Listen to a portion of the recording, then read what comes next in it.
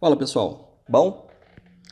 Continuando com os nossos teoremas, nós tínhamos visto o teorema de Thevenin. O teorema de Norton, ele é um recíproco do teorema de Thevenin. O que é isso? É a mesma coisa, só que ao invés de eu usar a fonte de tensão, o Norton fez essa mesma análise usando fonte de corrente.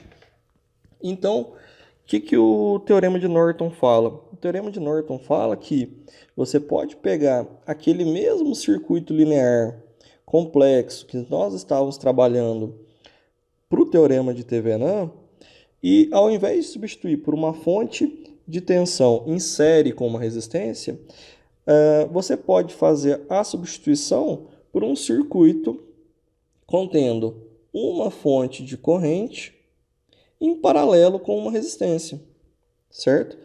E aí, a forma de você calcular essa resistência de Norton e a corrente equivalente de Norton são muito parecidas, né, para não dizer a mesma coisa, da forma como a gente viu o teorema de Thevenin, tá?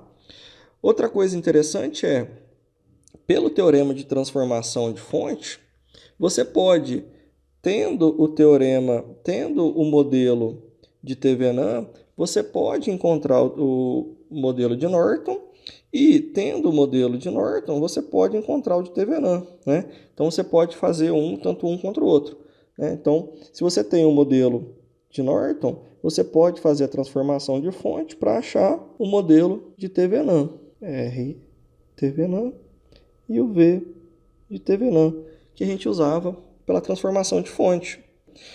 Daí a gente conclui que o R de Norton, essa resistência de Norton, ela é a própria resistência de Thevenin, né?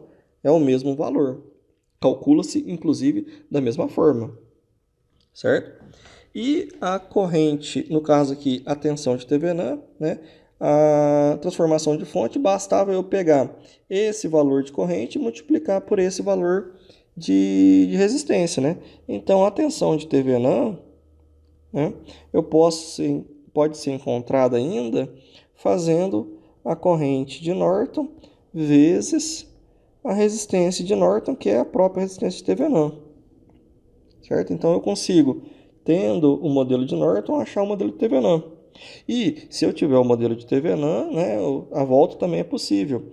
Eu tenho esse valor, eu consigo calcular a corrente de Norton e aí eu consigo escrever esse modelo também. E aí me sai uma terceira possibilidade de eu calcular a resistência de Thevenin. Como que fica isso? Fica o seguinte, você pode calcular a tensão de Thevenin, calcular a corrente de Norton e uma dividido pela outra te dá a resistência de Thevenin. Então, ainda existe essa possibilidade de você calcular a resistência de Thevenin, calculando a tensão de Thevenin e a corrente de Norton. Vai haver circuitos que talvez essa abordagem seja mais simples, tá? Beleza. Mas como é que eu calculo a corrente de Norton, afinal de contas, né? Eu sei calcular a tensão de Thevenin, eu sei calcular a resistência de Thevenin, né? A resistência de Thevenin é igual a resistência de Norton. Mas como que eu calculo a corrente de Norton, né? Então, para obter o equivalente de Norton, a forma como a gente vai calcular a resistência de Thevenin e a resistência de Norton é a mesma coisa. O que eu faço? É a mesma coisa que eu fazia antes, né?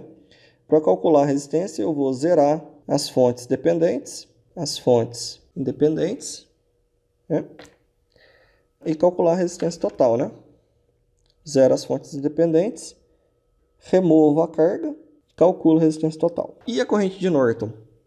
Para calcular a corrente de Norton, eu vou calcular no meu circuito original a corrente de curto-circuito. Mas aqui, ó, como é que eu faço isso? Muito simples. Eu volto aqui no meu circuito original, eu removo a carga e aí eu literalmente vou pegar e passar um fiozinho entre os terminais A e B, provocando um curto-circuito. A corrente que passar aqui entre os terminais A e B, né, durante esse curto-circuito, será a corrente de Norton. É assim que eu faço para calcular, tá? Normalmente, fica mais simples de calcular que a tensão de Thevenin, né? E aí a gente vai poder, tendo as duas possibilidades, calcular ou uma ou outra, o que for mais simples de obter, certo? Então, no próximo videozinho eu já vou trazer um exemplo numérico para a gente calcular o circuito equivalente de Norton, ok? Grande abraço!